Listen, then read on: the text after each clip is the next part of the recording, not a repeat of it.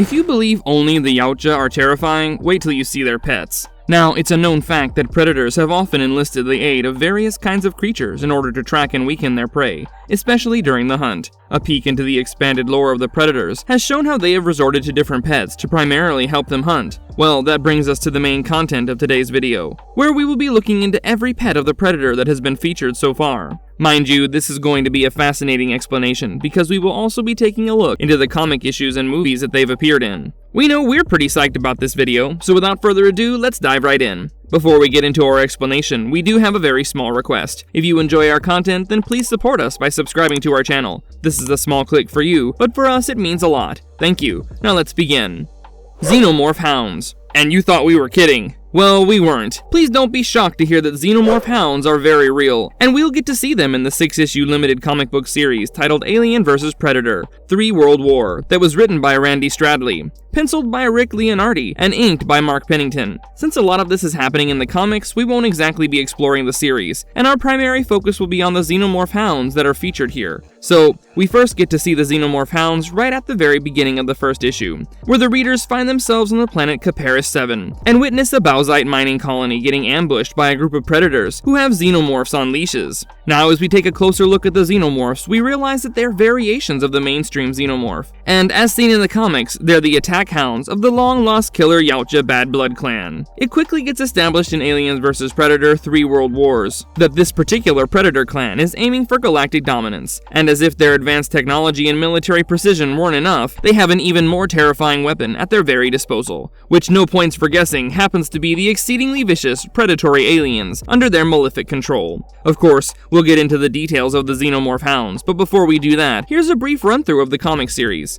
with the killer Yautja using Xenomorph as hounds to hunt down their targets. The lives of the human colonists, Colonel Marines, and the mainstream hunter Yautja are set at very high risk. Now throw in the badass Machiko Noguchi, some epic action sequences, a negotiation, and a reunion, along with some excellent planning, plotting, and execution, and dare we disregard a certain Xenomorph queen on display, you have yourself quite a comic series. Okay, now that we're on the same page, we can get on to a more descriptive account of the Xenomorph hounds. While these Xenomorphs did have a lot of similarities with the standard ones, the primary things that differed between the two were their color and anatomy. The ones featured in the comics have a more crustacean-like visage, not their usual insectoid-like appearance, and they also have a reddish-brown tone in terms of color. Next, the Xenomorph hounds were seen having these tusks, which mainly acted as a pair of mandibles sticking out. The attack hounds were usually seen chained up in a group, and in due course, it gets pretty clear why they had no loyalty for the killer Yautja in the first place, and simply obeyed them because the latter's gauntlet contained canisters of pheromones that controlled the former, which in turn allowed them to convey their instructions to the swarm. As seen in the comic finale, the Xenomorph hounds were the ones responsible for releasing the captured Xenomorph queen, who ended up accepting them as their own and even having them turn on their very own masters.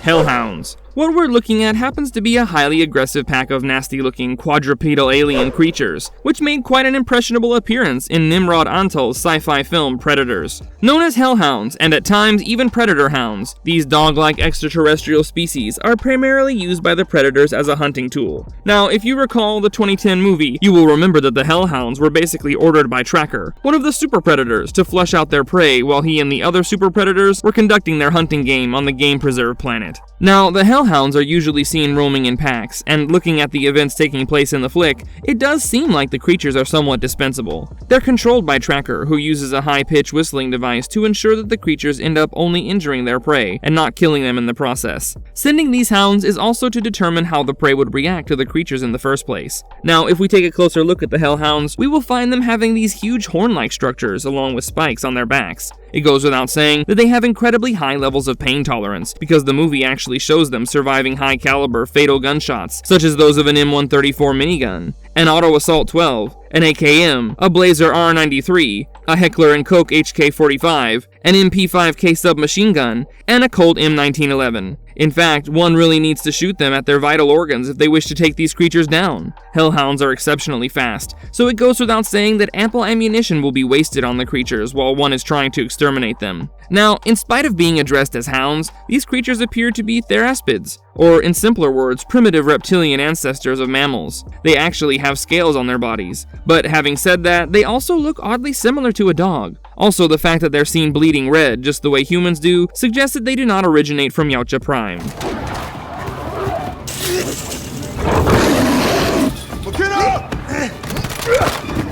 Predator Hounds. We get to have a good look at the Predator Hounds, also known as Predadogs, both in the 5-issue limited crossover comic book series Archie vs. Predator 2 that was pinned down by Alex DeCampi and drawn by Robert Hack, as well as in Shane Black's 2018 sci-fi movie The Predator. While we will be looking at both mediums, let's first take a look at the comic series. Serving as a sequel to the 2015 4-issue limited series Archie vs. Predator, the 2019 comic book series brings back the galaxy's deadliest hunters along with the Predadogs to torment Riverdale and a particular school Halloween dance party that's taking place there. In terms of their appearance, they look like chimeric canines, which in all probability have been created through hybridization techniques. The Predator Hounds have this jarring resemblance to that of their masters. They even possess dreadlocks. However, truth be told, the comic version of the dogs looks pretty dumb, and in fact, their biggest achievement happens to be ravaging Jughead's long-haired mutt hot dog. Now, speaking of the movie, the Predator Hounds were brought to Earth while the upgrade Predator was out hunting the fugitive Predator. A closer look at these hounds, and we bet you cannot make out the base genome used for their creation. The creatures have this tan skin and bleed green just like the Predators do. Add to this, they also possess exoskeletal armor that has the power to deflect bullets. Their internal organs seem to be quite soft and also vulnerable to damage, because both of the characters of Quinn McKenna and Looney Member Nebraska are able to cause the hounds to explode from inside out, resorting to their Milcore MGL, or in simpler words, the multi-grenade launcher on the very beasts. Mind you, the Predadogs are in ways quite similar to the Hell-hounds that the Super Predators have used, because both kinds are deployed for the same function. Also, to be a little bit more honest, the Predator Hounds are better at tracking and other retrieval tasks, because in the movie, they're able to locate the fugitive Predator's equipment without any hassle. Hybrid Predator Dogs. We get to have a good look at the Hybrid Predator Dogs in the 5-issue limited crossover comic book series Archie vs. Predator 2 that was pinned down by Alex DeCampi and drawn by Robert Hack, serving itself as a sequel to the 2015 4-issue limited series Archie vs. Predator. The 2019 comic book series brings back the galaxy's deadliest hunters, along with their attack dogs to torment Riverdale. Throw in a particular school Halloween dance party, which is the central point of the attraction in the storyline, and add to this the pressing issue to deal with the Predators, and you have yourself quite the massacre. Now, in terms of their appearance, the Hybrid Predator Dogs have this jarring resemblance to that of their masters. And to substantiate the statement that we just made, we would want you to look at their dreadlocks. There's no denying that these huge chimeric canines have been created through hybridization techniques, and their mission is to wreak havoc on everything and anything that stands in their way. What is also a little surprising is that these dogs bleed red like the humans instead of the fluorescent green color, like their masters, and truth be told, the comic version of the Hybrid Predator Dogs actually looks pretty dumb. In fact, their biggest achievement happens to be ravaging Jughead's long-haired mutt hot dog. My kid.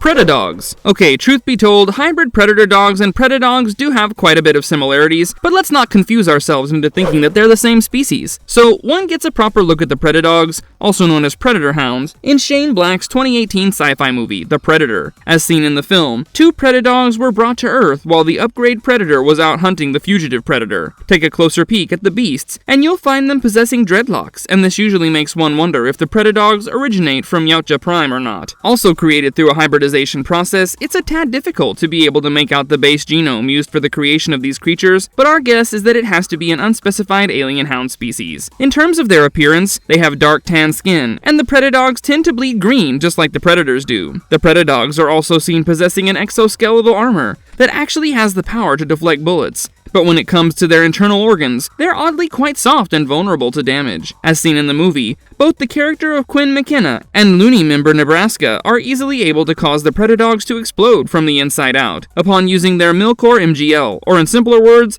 the multiple grenade launcher on the very beasts. Mind you, the Predadogs are in ways also quite similar to the Hell-hounds that the Super Predators have used, as seen in Antal's Predators, because both kinds are deployed for the same functions at the end of the day. That being said, of course the Predadogs are different than the Hell-hounds in many ways. Unlike the Hell-hounds, the Predadogs are usually seen working in pairs and not in mass. In fact, the Predadogs are a lot like the regular dogs on Earth, given their playful nature, and they're also way better when it comes down to tracking and other retrieval tasks, as compared to the Hell-hounds. Now, to those of you who remember Black's the Predator, you will recall the Predadogs being able to locate the fugitive predator's equipment without any hassle. Well, this simply shows how great the Predadogs are as trackers, and what's even more remarkable is the fact that they can pursue their prey via the roughest of territories, while covering the longest of distances. Marvelous verdict. Well, that's all for today, and with this we finally come to the end of our video here. Which of these pets do you think are the most powerful? Which one scared you to death? We would love to know your thoughts in the comments section down below, and we sincerely hope you've gotten your fill of Predator lore for today. Now if you enjoy this video, you know what to do. Please do leave a thumbs up and stay tuned with us, as we promise to come back with more exciting content. Till then, goodbye and thanks for watching. Have a nice one!